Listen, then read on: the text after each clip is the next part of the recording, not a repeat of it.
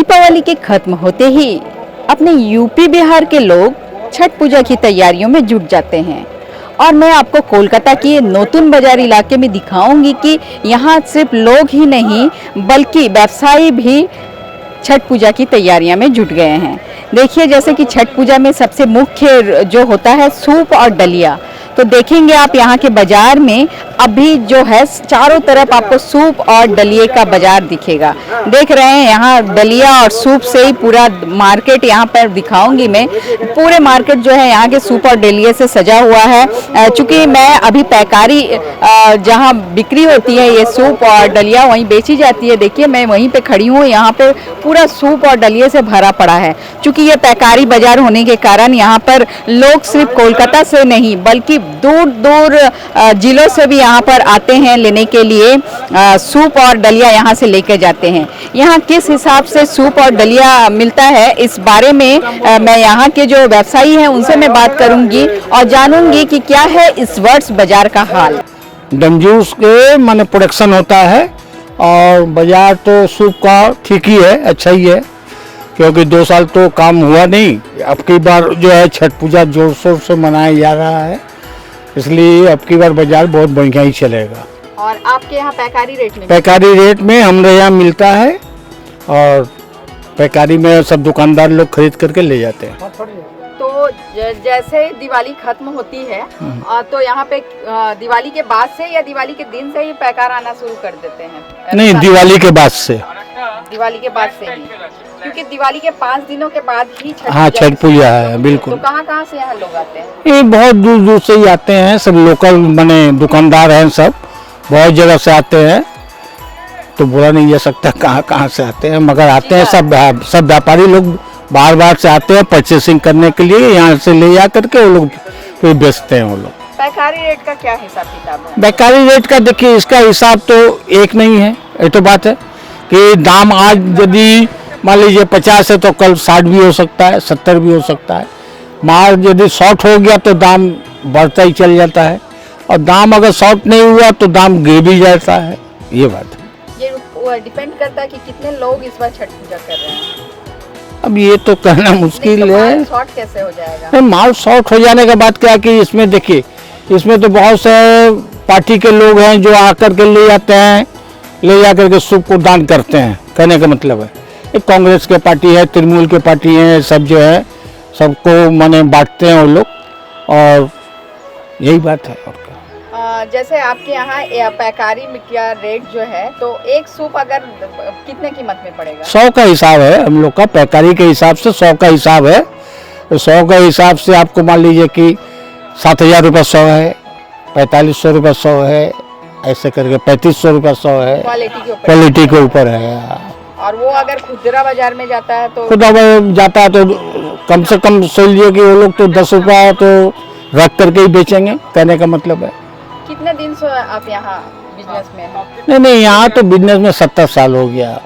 70 साल में क्या बिजनेस में उतार चढ़ाव आपने देखा? ये सूप और छठ पूजा के समय नहीं, ठीक ही है। कभी कभी इसमें नुकसान भी हो जाता है। कैसे? ये होता है कि खरीदारी अगर ज़्यादा हो गया और माल का प्रोडक्शन यदि ज़्यादा हो गया तो फिर दाम गिर जाता है, और माल अगर आना कम हो गया तो फिर दाम बढ़ जाता है। ये बात। मेरे साथ एक महिला है जो कि छठ पूजा करती हैं। उनसे वो छठ अपने साथ जो है सूप खरीद कर ले जा रही है। मैं उनसे बात करूंगी। आप छठ पूजा करती हैं? हाँ। तो ये सूप का क्या महत्व है आपको पता है? छठ पूजा में कैसे क्यों सूप लगता है? कैसे सूप लगता है? हाँ। छठ पूजा में क्या क्या लगता है पहले ये बताइए। नारियल लगता है, पूड़ी लगता है, सेब लगता है, बेदाना लगता है, नींबू लगता है, वो बड़ा वाला नींबू लगता है। और ये सूप? मुरई लगता है, सूप भी लगता है। और डलिया? डलिया नहीं देते हैं। आप सूप देते हैं? हाँ। तो सूप का महत्व क्या है? क्यों है देते हैं छठ माँ को सूप? दुख तकलीफ दूर रहने के लिए, बाल बच्चा सुरक्षित रहने के लिए, भाई बाप सुरक्षित रहने के लिए, दुनिया संसार ठीक रहने के लिए, और क्यों। अच्छा, ये जो अब दिवाली खत्म होते ही सब छठ पूजा की तैयारियां में लगते हैं ना, तो अभी से आप दिवाली खत्म हुआ आप खरीदारी शुरू कर दी है? हाँ। अभी आप सूप खरीदी? कितना लिया सूप का? 50 रुपये। दाम ज्यादा है पहले से ना कम है? तो दाम बढ़ा दिया है, कितना हो गया दाम? दाम ज़्यादा। छोटा वाला सूप लेते हैं 40 रुपया 35 रुपया करके लेता है, अभी 50 रुपया सीधे हो गया। ज्यादा हो गया है। और फल वल जो ले रही है वो भी दाम कमा है ना वो बढ़ा भी है? तो दाम दिन पर दिन बढ़े है ना दीदी। बढ़ रहा है, बहुत दाम तो- हो गया इस पर। तो अच्छा, सूप के बारे में आपको पता है कि कहते हैं कि सूप के बारे में कि डोम का यहाँ का लकड़ी सूप में बहुत जरूरी होता है, ये इसका क्या है आप बताइए थोड़ा। डोम खा पी करके उसमें हाथ धो करके सूप बना देगा तो वो छठ भगवान को सही हो जाता है, लेकिन ऐसे बेरा से काट के कौन सूप बनाता है?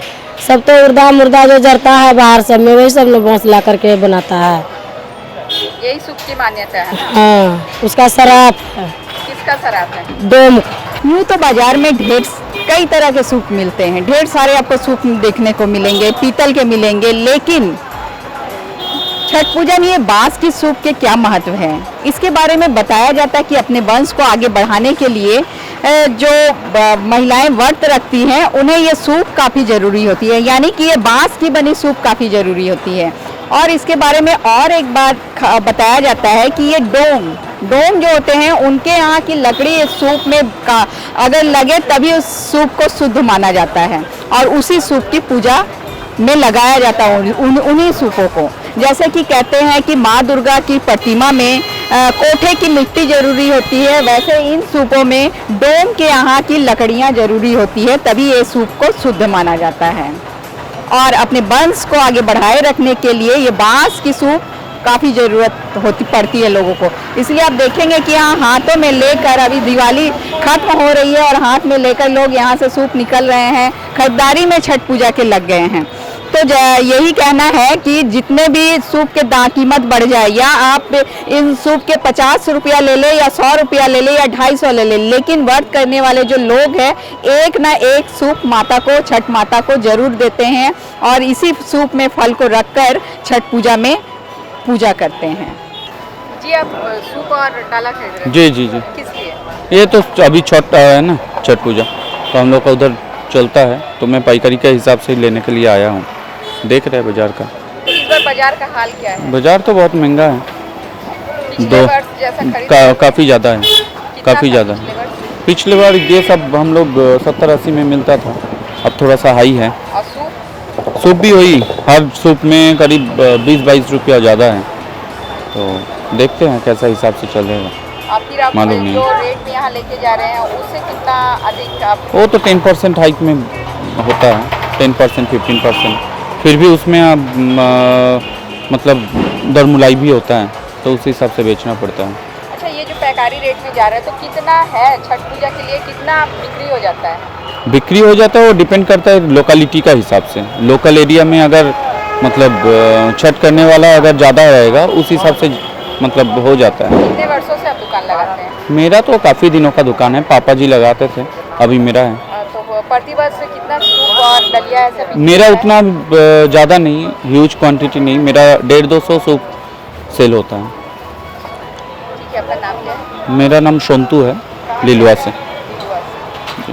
तो लिलुआ में और कोई दुकान नहीं है? काफ़ी दुकानें हैं, काफ़ी दुकानें हैं। फिर यहाँ पाइकारी में इधर ही आना पड़ता है, उधर तो रिटेल में सेल होता है ना, तो होलसेल के लिए यहाँ आना पड़ता है। यहाँ होते ही लोग सूप की खरीदने के लिए शुरू हो गए हैं। हाँ, तैयारी हो गई सब। आ रहे हैं, कितना लोग खरीद के जा रहे हैं?